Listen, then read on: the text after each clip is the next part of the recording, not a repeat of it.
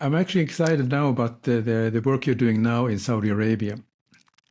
And I mean, I keep reading with envy of what is going on there. And so could you speak about that exciting development and what makes the development so different from others? I mean, I read things, but you are sort of very close to it with the Red Sea global development and so on.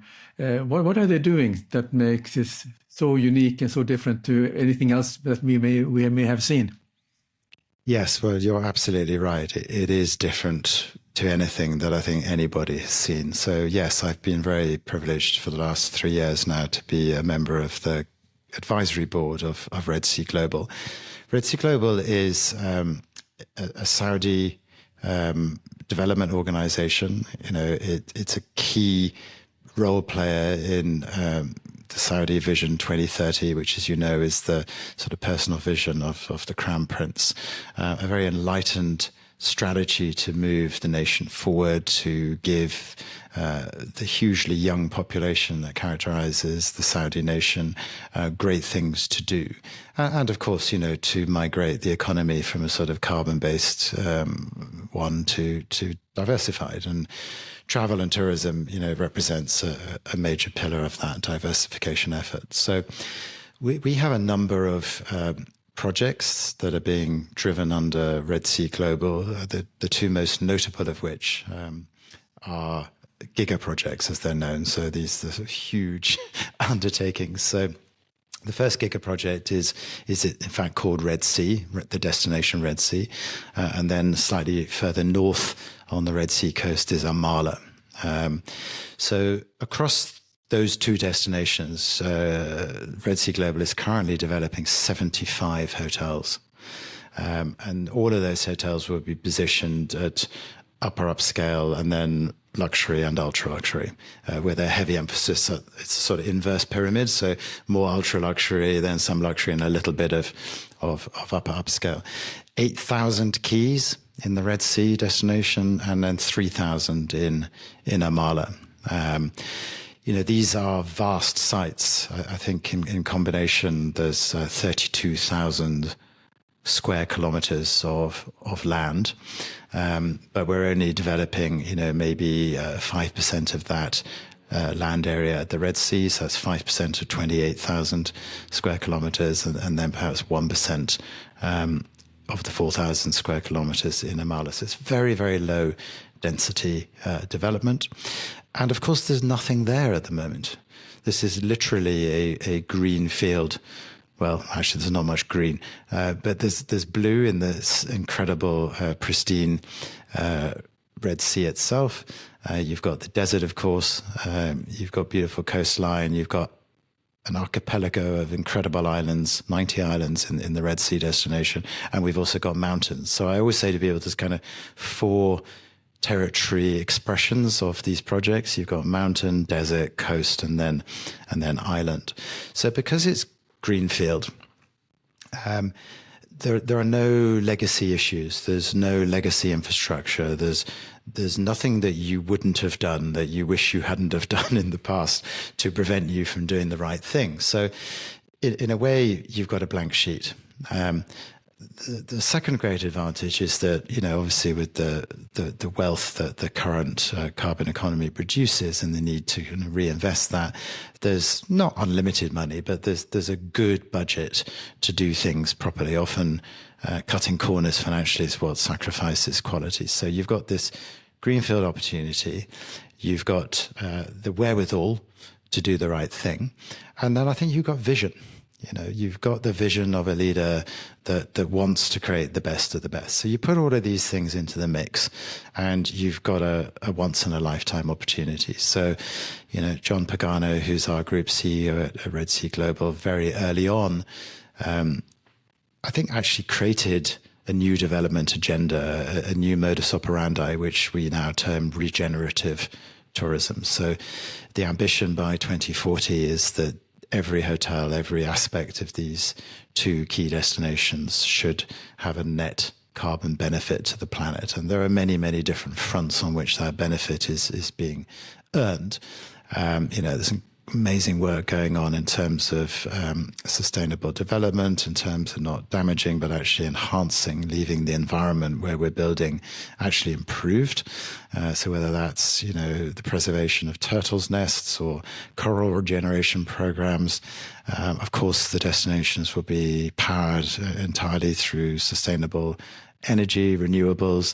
There's amazing work going on in terms of how the vehicle fleets are fueled. Even seaplanes eventually, I'm sure, will be electric, or if not electric, hydrogen powered.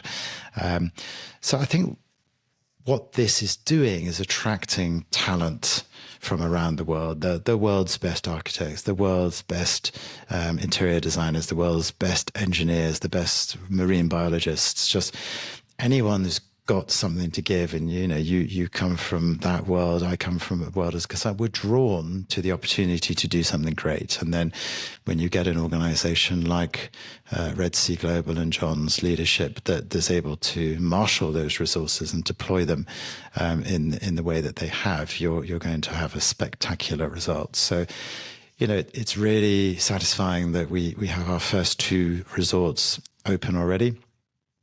The Six Senses Southern Dunes opened in the 4th quarter of last year, closely followed by the St. Regis, Red Sea, and the Ritz-Carlton Reserve will be opening very shortly. So that's the first 3 hotels out of phase 1, which is 16 hotels in Red Sea. But now the pace of opening is accelerating, and I think within the next year or 2, you're going to see something in the region of 20 to 30 spectacular properties in the Red Sea and Amala, and then the world will come, and we're seeing it already. I think people will come to something as spectacular as these places are, the beauty, the care with which they've been developed, and then they will be curious. The world's travel media will come. They are already coming. Nicola Chilton wrote a great piece in Continental Traveller recently about her stay at the St. Regis. They will scratch, they will poke, they will peer behind the curtains, they will ask the difficult questions. And I think, yes, Saudi Arabia has a reputation in the world, but what better means than tourism to throw a light on what's going on and to enable people to come and see for themselves. I think we're all too quick in this world to throw stones when we live in glass houses. And, the very fact that the Saudi nation is putting this kind of investment into this kind of development is an open invitation to the world to come and see. And I'm sure when they do, what they will find will blow their minds. And I don't just mean in terms of product either. What struck me on my visits to the kingdom is the people. Saudis, I'm sure you've met them, are incredibly hospitable innately. And now they're getting the opportunity to serve, to work in these phenomenal assets that have been created. Before that opportunity, they've been given amazing training. Some people are going overseas to some of the top hotel schools. They're getting exposure in top hotels. Red Sea Global itself is investing in amazing educational facilities and resources. So this economy, make no mistake, is going to be a vast, direct and indirect employer of Saudi talent. We have quite stringent targets for Saudiization, the number of Saudis in key roles. And I think it's giving young people immense pride in the nation to see their country opening up, to become aware as they do. I often bump into them in travel trade fairs like, ITB or WTM or IRTM. And there they are, young Saudis, acting as ambassadors and representatives for this incredible piece of product development. They can be so proud that it's their nation giving birth to, some of the most spectacular, whether that's in Alula or up in Neom or in the Red Sea or Amala, it doesn't matter. This is a sort of joined up ecosystem. And, I think it's honestly going to change the orientation of the tourism map. I've had clients for many years in famous resort destinations like, the Maldives or Mauritius or Seychelles, to name a few. And I think, if I was leading the tourism organizations in those places and places like them, I would be scratching my head very vigorously, thinking, how are we going to compete? Because, our product's going to look very tired. And to your earlier point about what the younger generations are looking for in their travel, the resorts and hotels in those places haven't been developed with those sustainability goals in mind. It goes even beyond people who are working, the outreach that Red Sea Global is doing in terms of enabling the communities and supporting the culture in the neighboring towns is phenomenal. And guests will be able to go and enjoy the fruits of that work. So, look, it's early days. We've been in a development phase for the last 5 years. Now the first product is coming to market. Not everything is ready. Not everything will be perfect. But, this is a vision that extends, until at least 2040. And I think by then, Saudi is going to be a force to be reckoned with. Yeah, well, thank you for sharing that. It's very exciting. I mean, I was last year in Berlin at the International Hotel Investment Forum, and I went to the Kingdom Pavilion, if they call it, and I met a couple of very professional ladies who were representing some of the developments, and very well spoken. And obviously, I should not expect anything less, but they were very well prepared in briefing about the destination, and so I really enjoy they were not acting like sales reps, but they actually were ambassadors of the destination. So what you were saying earlier is that there's that sense of pride about their country and also and the future. So it's very nice to see that and how that vision actually translates into action when you meet them in trade shows. Yeah, it really does. And I sometimes wonder how they got to that point. But of course, they've been educated all over the world. And I think what you're seeing is a migration back home now. Maybe these were people who would have otherwise have stayed away, but the Crown Prince has figured out, he's kind of not a lot older than many of them, that, unless there's something at home to retain people, then they will go away. So, I think it was enlightened to start this program, and, people are coming back and wanting to be part of this journey that the nation is going through. Yeah. Well, that was Saudi Arabia. Now, just finally, you have made a list of some niche brands, and you gave me the list of 21, and I was just amazed of what the new players in the industry are doing. And could you share a little bit about the findings about the future of these brands, and what do they have to do to serve better than the legacy brands? I mean, you gave some very good examples, but I'd love you to just share your views on this.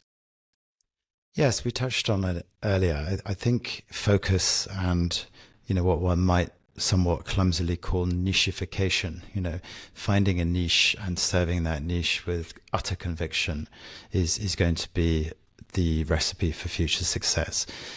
I think we're all aware of the life cycle in this industry of how a brand starts, it scales, it reaches a number of properties, and then it's sold. Because it does take time, and the founders and the entrepreneurs that have that drive, get tired. They reach a point in their lives where it's right to exit and to, release some capital for their efforts. And then inevitably, they've been backed by private equity, and that has a certain timeline and horizon for when it needs to crystallize again. So there's a sort of maybe a 15, 20 years brand development cycle, and then there's probably a shorter cycle of an investment cycle where private equity firms come in and come out, and then eventually need to exit to a trade buyer. And again, without naming names, we're all aware of brands that have somehow peaked, been sold, and then frankly, the founders or the people driving that brand, check out. They've been financially compensated. Maybe they've grown tired of it, and seemingly the corporates that take over don't have the same love. I mean, how could they? That's their job is now to get a return on what was outlaid. So they start looking at different ways of accomplishing that. So I think you start to see a deterioration, or if not a deterioration in absolute terms, a change in the kind of the nature and the quality of the brand. And what that does is give an opportunity for others to step into their shoes and to create something that the customer who was a champion of that brand is now not finding there anymore. So what I think is fascinating is how we're seeing brands. Do you remember those restaurants that kind of did one thing? So you kind of had, the burger and the lobster, or the, Yeah. It's the one dish restaurant, and I'm almost seeing a similar thing sort of with the one theme hotel brand. And a couple that I love, there's one called the Living Circle, that have really doubled down on food. I'm a big foodie, so I'm going to pick some food ones for you. And their strapline is luxury fed by nature. And it's so niche, run by dedicated hosts. Rice, vegetables, fruit, and a whole array of exquisite products, including wine, of course, is whisked from our farms directly to your table. That's how we define luxury. I love it. Yeah. It's very narrow, and I admire that. I mean, who knows whether it will succeed? Is it too narrow? I don't know. We're not making that judgment call today. But I love the fact they've focused on such a narrow thing and are going to build their world on that. Here's another one I like, Appellation. I think this is another breakaway from Four Seasons. Four Seasons is the place to break away from and create a brand. Obviously, Neil Jacobs came from there to Six Senses. You've got the guys at Auberge, ex Four Seasons, and I think these guys were senior in the food and beverage department at Four Seasons, and they've created a brand that's really all about food and wine. And that's music to my ears. I like Zanier. There are a number of these. There's Bermier and Zanier. They've maybe got to 5, 6, 7 hotels, really driven by passion, driven by the obsession of often a well-traveled individual, an aesthete, a cultured person that wants hospitality that they want, and they know there's a market out there, and they know that today that market out there can find them if they do it right on social. I think the old days where you had to have that conventional distribution network, otherwise you were going to be invisible, has gone. You can reach over that. You can get directly to your community, to your audience, if you know how to do it. It's not a new one, but I love Habitats. If you read the manifesto they have, it's beautiful. We believe the world needs new spaces and homes where like-minded souls can connect and grow and dance barefoot in the sand. I mean, come on.